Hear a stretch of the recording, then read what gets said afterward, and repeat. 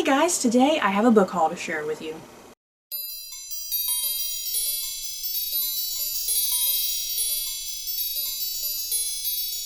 So let's just get going. I have 13 books here that I've accumulated over the past couple months, so let's get going. First up, Defending Jacob by William Landay, and this is, as you can see, soon to be, or actually it's already been, an Apple TV Plus TV show with Chris Evans and Michelle Dockery.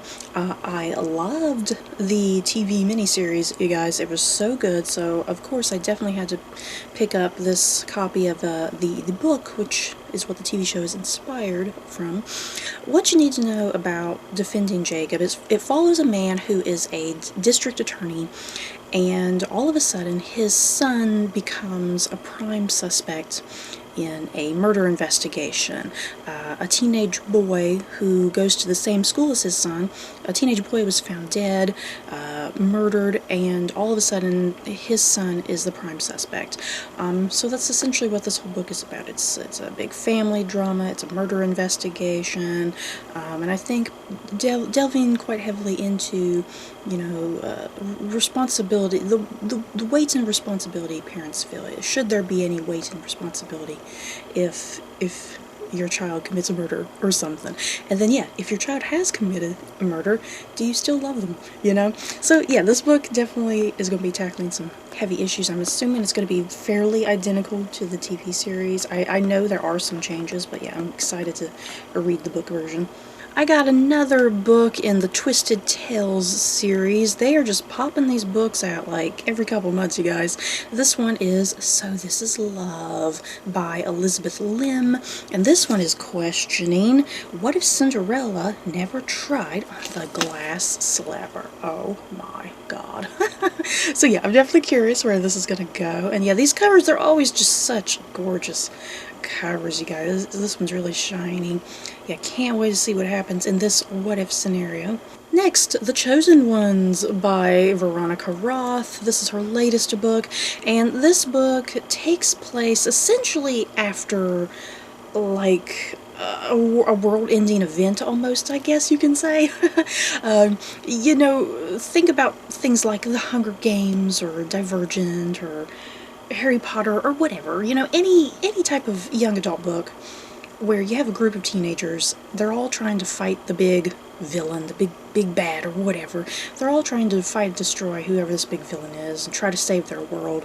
And this book is, to the best of my knowledge, this book is the aftermath of that. You know, in those types of books, you know, whether that be a dystopian or whatever, those types of books, everything, it gets done, it gets solved, it's wrapped up, but you never get the total aftermath, you know, you never get the complete total aftermath, like, well, where do they go? Where do the lives of these characters go? And this is what this book is exploring. It's kind of this aftermath of something big that has happened, and we're following these I guess now adults, that when they were teenagers they did fight a big evil and they won, and now they're adults, and this is kind of the aftermath of them coping with that.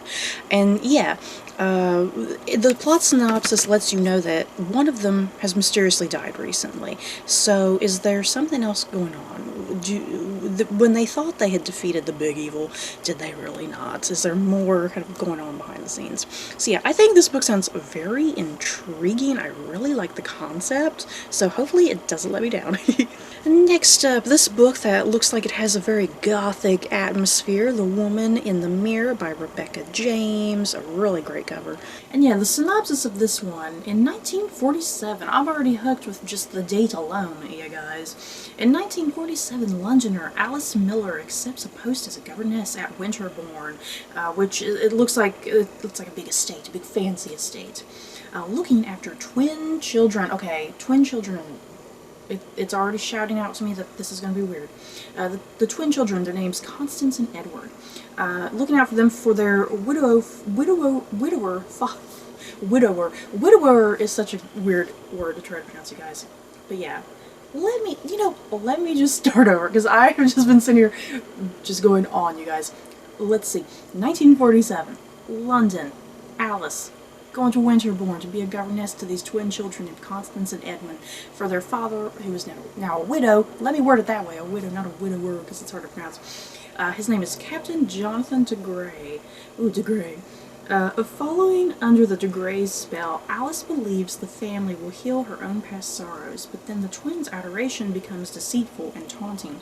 Their father, ever distant, turns spiteful and cruel. The manor itself seems to lash out. Alice finds her surroundings subtly altered, her air slightly chilled.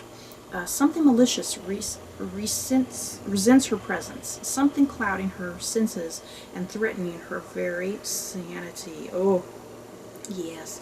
And then there's also like a present day scenario in here as well, but that's kind of all I'll give for this video purposes. But yeah, this just sounds really cool. You guys, it sounds like this is going to be kind of a gothic mystery, something going on with this family, this Winterbourne estate.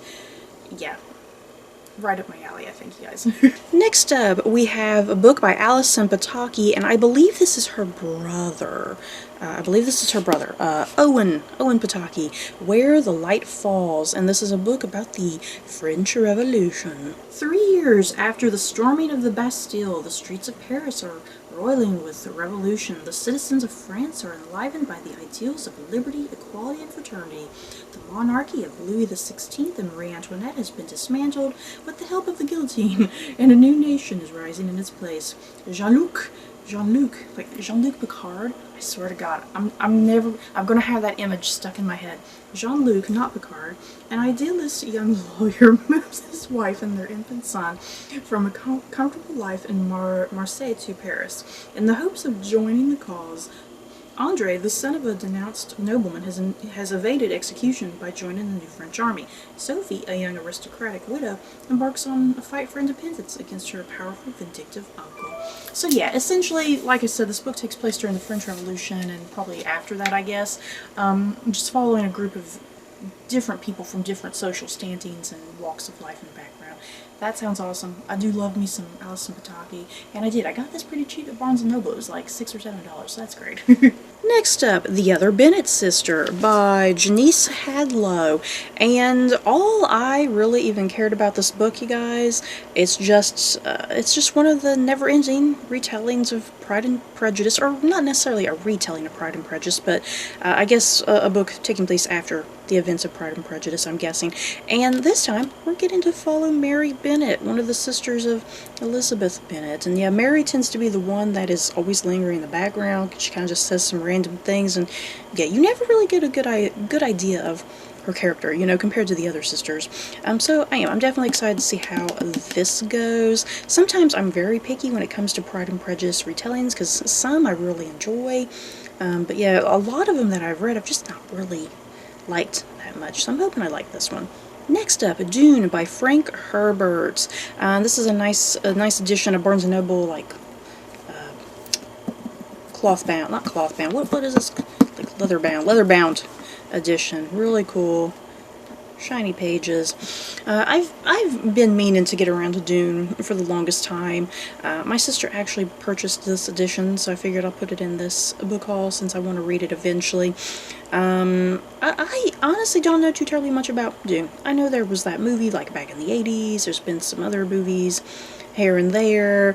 I just know it's, you know, science fiction fantasy, essentially. But yeah, I still would like to read this at some point. It's kind of one of those books whenever people are talking about the must books that you must read when it comes to science fiction and fantasy, it's like Dune is usually at the very, very top of the list. So hopefully I enjoy this, because sometimes I can struggle with sci-fi fantasy. It really kind of just depends. So hopefully I can get through this.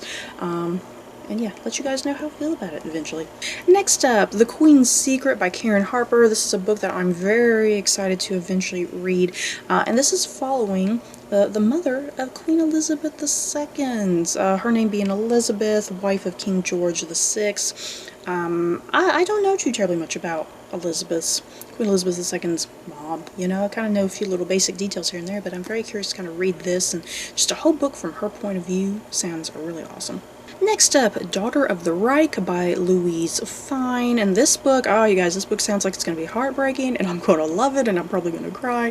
This follows a young woman who is the daughter of like a high-ranking Nazi officer, and one day coming back into her life is a guy who she used to be friends with, but he is Jewish, so and of course she like I said, she being the daughter of a high-ranking Nazi officer and whatnot, this definitely poses some complications, some confusing feelings, and oh Lord, you guys, I know this is gonna be sad and tragic, but I think there's just gonna be a nice little message to this book. I don't know, but yeah, this sounds really, really good. You guys can't wait to get to this. Next up, They Went Left by Monica Hess, and this is Holocaust fiction. This is following a young girl and her brother who were sent to the right, and what that means, to I guess explain the title, the concentration camp that she went to, her and her brother took the right path, which led, you know, to hard labor in the camp, but her mom and dad went to the left, essentially meaning the gas chamber, unfortunately. So that explains the title. But yeah, it's following her and her brother, their time at this concentration camp, and I think a lot of it has to do with the aftermath and the two of them trying to find each other and reunite. And this is young adult fiction. It sounds heartbreaking, and it's probably going to be super sad, but I think it's going to have an uplifting ending. I'm going to guess that's going to have an uplifting, powerful message by the end. But yeah, this sounds really great, you guys. I can't wait to get to this as well. Up next, The Ballad of Songbirds and Snakes by Suzanne Collins, the prequel to the Hunger Games series. And I seriously don't have any clue what this book is about, you guys. I mean, I kind of just picked it up because I knew it was a prequel to the Hunger Games. I love the Hunger Games. I just know that the point of view character is Cornelius Snow, the big villain from the original trilogy.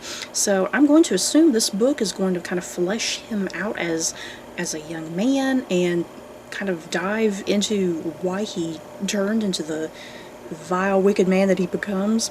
So yeah, hopefully I like this. I've seen a lot of negative reviews, you guys, on my Goodreads account when I see people updating their reviews. Oh boy, there are a lot of negative things about this book, so I'm very curious to form my own opinion and see how it goes. And the last two books that I have here, we have The One and Only Ivan and The One and Only Bob by Catherine Applegate. And these are just children's fiction, middle grade fiction, however you want to see it. And these are just books that I don't really know too terribly much about. It's like I kind of just picked them up because they have cute little covers. They have cute little covers with cute little animals. And I do know that, I believe that Ivan, in this book, Ivan is the gorilla and Bob is the dog. And I think I was kind of glancing at the synopsis for both these. I think like the little elephant on there, her name is Stella, something like that. But yeah, I think these books they're just supposed to be really sweet and cute and innocent, and I have a feeling they're about like friendship and overcoming obstacles, you know. It's children's fiction. I'm assuming that's what they're about. So yeah, these just look really cute, and yeah, when I was briefly looking over the synopsis, I was like, oh, I'm probably gonna cry. But yeah, these sound so adorable. So you guys, that is it for this book haul. In the comments below, have you guys read any of these books? Do you plan on reading any of them? Just let me know your thoughts down below. So that's it for this video. Don't forget to like, comment, and subscribe. And if you like this video, you may like these other videos. Bye guys.